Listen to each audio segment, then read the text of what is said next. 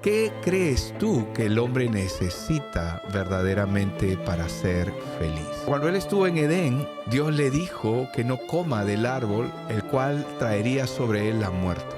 Si nosotros no vamos a la raíz del problema, no vamos a poder resolver y no vamos a poder ver cuál es el problema original. Lo que vamos a empezar ahora es a poder comprender un poco el corazón de Dios, pero también la naturaleza del hombre. Esta serie de enseñanzas las he llamado Al Encuentro con Dios, porque tienen el propósito de guiarnos hacia Él, pero de una manera reflexiva, de una manera donde cada uno de nosotros pueda contestar las preguntas que mucha gente se hace. Preguntas que muchas veces quedan en el aire y que a través de los años el ser humano ha tratado de contestar por su propia cuenta. El ser humano a través de la ciencia también ha tratado de contestar las diferentes formas y los diferentes problemas que cada día enfrenta. Cuando hablo de formas, me refiero a tener una cosmovisión, un sentido de pertenencia dentro del mundo, pero que es carente cuando no se conoce la verdad como Dios la da a conocer. Hoy quiero darte la bienvenida a este primer encuentro que lo he denominado Al Encuentro con Dios. Y el primer tema que me gustaría tratar hoy es ¿por qué tanto dolor y por qué tanto sufrimiento en el mundo? Quiero lanzar algunas preguntas que me gustaría que tú puedas responderte. Primero, ¿por qué mucha gente no puede tener una vida feliz o tener una vida plena? Es una pregunta que muchos quieren responder. ¿Cuál crees tú que sea la causa principal del sufrimiento que vive la gente? ¿O qué crees tú que el hombre necesita verdaderamente para ser feliz? Bueno, muchos se hacen esta pregunta y yo espero que al final de esta reunión poder responder parte de esto, pero desde una manera reflexiva y a través del planteamiento que Dios nos hace a través de su palabra, es decir, la Biblia. Dios a través de su palabra nos revela cuál es la causa del dolor y del sufrimiento que vive la humanidad. Y esto radica en un texto bíblico que no sé si lo has escuchado o no, pero está en el libro de Romanos capítulo 3, versículo 23, donde dice, por cuanto todos pecaron, están destituidos de la gloria de Dios. Muchas personas, entre ellos nosotros, podemos estar viviendo afligidos por problemas emocionales, familiares, económicos, de salud, incluso problemas mentales y de otro tipo de problemas que pueden ser similares a estos. Como consecuencia, cuando se vive todo esto, el ser humano entra en comportamientos de angustia, de estrés, buscando una solución, cayendo muchos en busca de esas respuestas, caen en el juego, otros caen en la bebida, en la depresión, en la ansiedad o en diferentes tipos de adicción. Ahora, en la búsqueda del ser humano de sentirse bien, se encuentra con alternativas que en el principio parecen que pueden resolver o solucionar aquellos problemas temporales. Sin embargo, muchas de estas situaciones donde el hombre entra terminan convirtiéndose en refugios emocionales, concluyendo que ninguna de estas cosas puede llenar o satisfacer verdaderamente al hombre en esa búsqueda que el hombre continuamente está haciendo. Y lo cierto es que si nosotros no vamos a la raíz del problema, no vamos a poder resolver y no vamos a poder ver cuál es el problema original.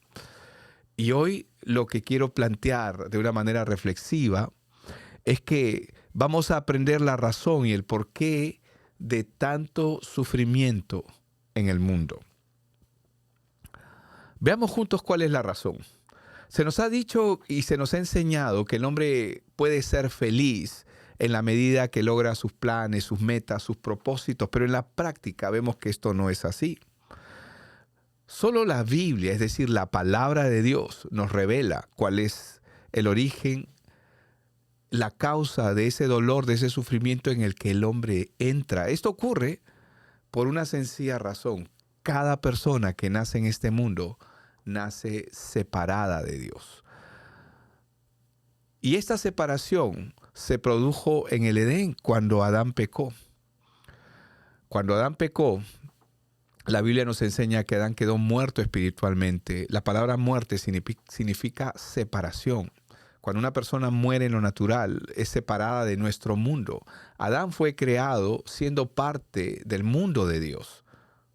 Es decir, en el mundo espiritual, Adán, a diferencia de los animales del campo y toda la creación en la tierra que Dios hizo, él tenía injerencia en el mundo natural, pero también en el mundo espiritual, que nosotros no podemos ver ni podemos conocer aún, sino es a través solamente de las Escrituras.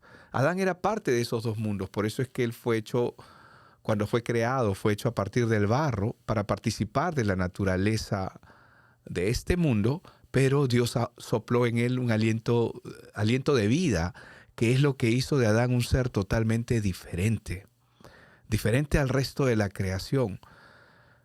Pero cuando él estuvo en Edén, Dios le dijo que no coma del árbol, el cual traería sobre él la muerte.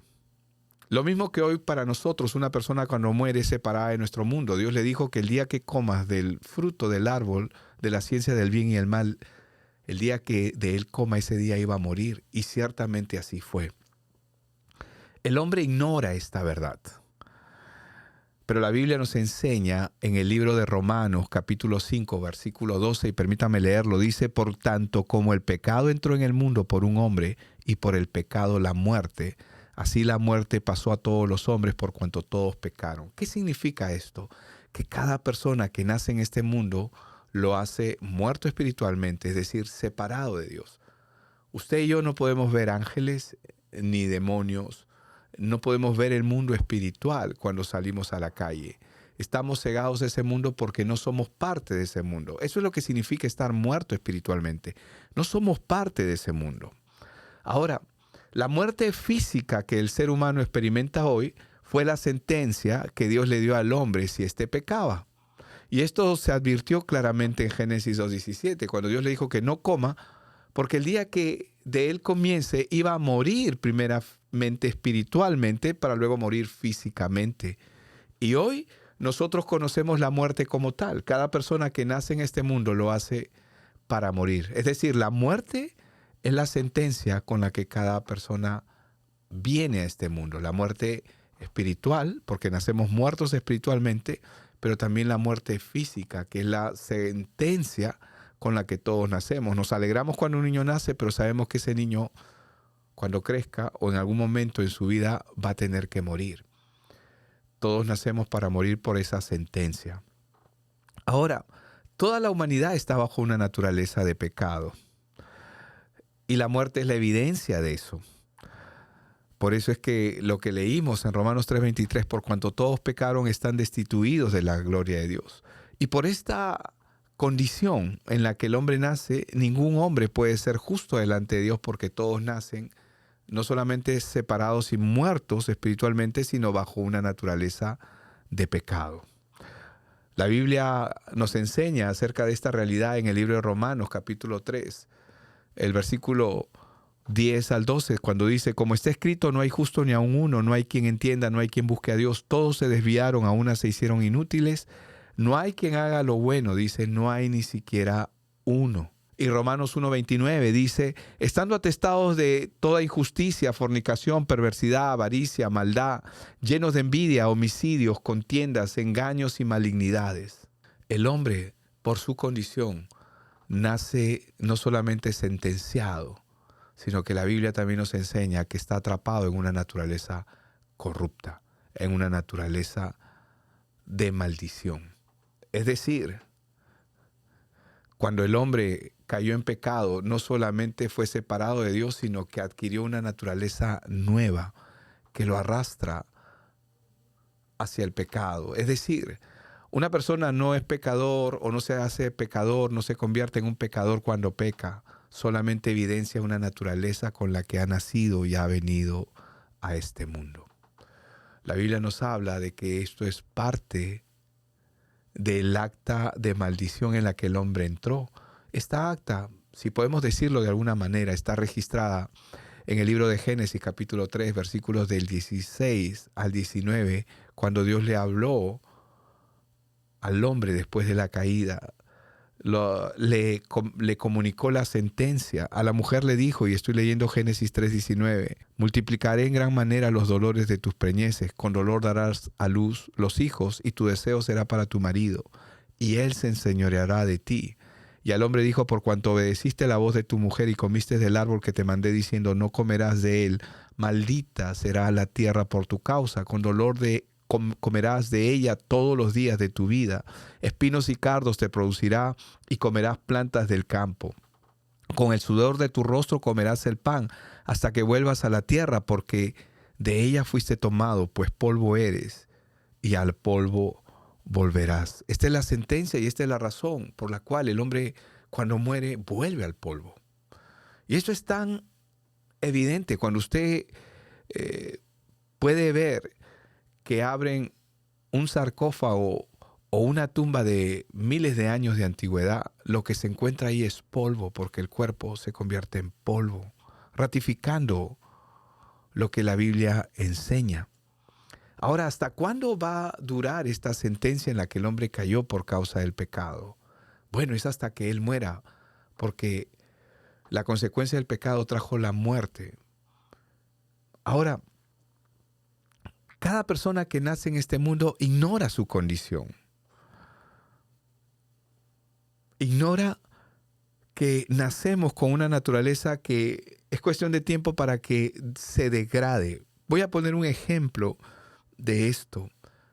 Nosotros no le enseñamos a un niño a hacer lo malo, aunque muchas veces podemos dar malos ejemplos. El niño de manera natural se va a inclinar hacia lo malo. Es decir, va a robar, va a mentir, va a engañar. Esto es parte de la naturaleza humana y es cuestión de tiempo para que se manifieste. En algunos se manifiesta de manera escandalosa, mientras que en otros se manifiesta de una manera más asolapada, pero eso no cambia su condición. Y lo peor es que el hombre no puede hacer nada para cambiar esa condición. La Biblia nos enseña en Jeremías 13:23, ¿mudará el etíope su piel y el leopardo sus manchas? Así también podréis vosotros hacer bien, estando habituados a hacer el mal. Esto es una verdad que nos revela que el hombre no puede hacer nada para cambiar su condición. Cuando vemos en las Escrituras cómo estaba la tierra y cómo Dios da un reporte de ella, dice en Génesis 6:12, y miró Dios la tierra y he aquí estaba corrompida, porque toda carne había corrompido su camino sobre la tierra. Ahora, ¿qué es lo que pasa si una persona no conoce a Dios? Esa persona va a terminar viviendo su vida, como todos, bajo aflicción, bajo opresión, va a sufrir las consecuencias de su naturaleza caída. A veces pensamos o podemos decir, ¿qué hice yo para merecer esto o para que me ocurra aquello? Pero en realidad vivimos la consecuencia de la naturaleza corrupta nuestra, más la naturaleza corrupta de otros, que nos acompaña en todo esto. Ahora, la muerte física no es el final. La Biblia nos habla de una segunda muerte que condena al hombre a la eternidad. En Apocalipsis 20, versículos del 12 en adelante, dice, desde el 11, dice, y vi a los muertos grandes y pequeños de pie ante Dios, y los libros fueron abiertos, y otro libro fue abierto, el cual es el libro de la vida. Y fueron juzgados los muertos por las cosas que estaban escritas en los libros según sus obras. Y la muerte y el Hades fueron lanzados al lago de fuego. Esta es la muerte segunda, y el que no se halló inscrito en el libro de la vida fue lanzado al lago de fuego. La Biblia nos enseña que como el hombre no puede cambiar su condición Cristo vino justamente para buscar y salvar lo que se había perdido. Él vino a rescatar al hombre de una condición en la que el hombre por sí mismo no puede resolver. La Biblia nos enseña en Lucas 19:10, porque el Hijo del Hombre vino a buscar y a salvar lo que se había perdido. De Cristo hablaron todos los profetas, Él estaba anunciado, pero Dios es el que da la primera profecía de su venida en Génesis 3:15. Cristo, por medio de su sacrificio, por medio de su vida, vivió la vida que tú y yo no podíamos vivir, es decir, una vida sin pecado, y murió como un pecador por pecadores como tú y como yo. Ese fue el precio por la naturaleza de pecado con la que hemos nacido, y Cristo vino a pagar ese precio de pecado. Por esta razón, la obra de Cristo no solamente resuelve el problema del hombre, y no estoy hablando de los problemas temporales. Dios puede ayudarnos y resolver muchas de las circunstancias o de los problemas temporales que podemos tener. Él es soberano en hacerlo, y si no lo hace, igual Él sigue siendo Dios y sigue siendo soberano sobre ello. Pero Él vino a resolver el primer problema, que el hombre no se pierda, que el hombre no venga a condenación eterna, sino que el hombre venga a vida eterna.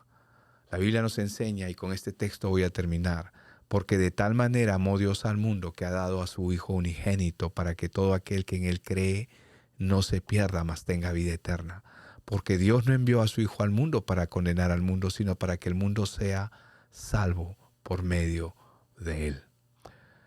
¿Quieres saber por qué hay tanto sufrimiento, tanto dolor en la tierra? La razón es esta, porque el hombre está muerto espiritualmente, atrapado en una naturaleza de pecado que lo arrastra a ello. Como cuando tú sacas un pez fuera de la pecera o fuera de su hábitat. El pez va a seguir viviendo, pero solamente por un poco de tiempo, porque antes de morir se va a asfixiar, va a ahogarse. De la misma manera, el hombre nace en un mundo separado de Dios, separado de su fuente original que lo sostiene.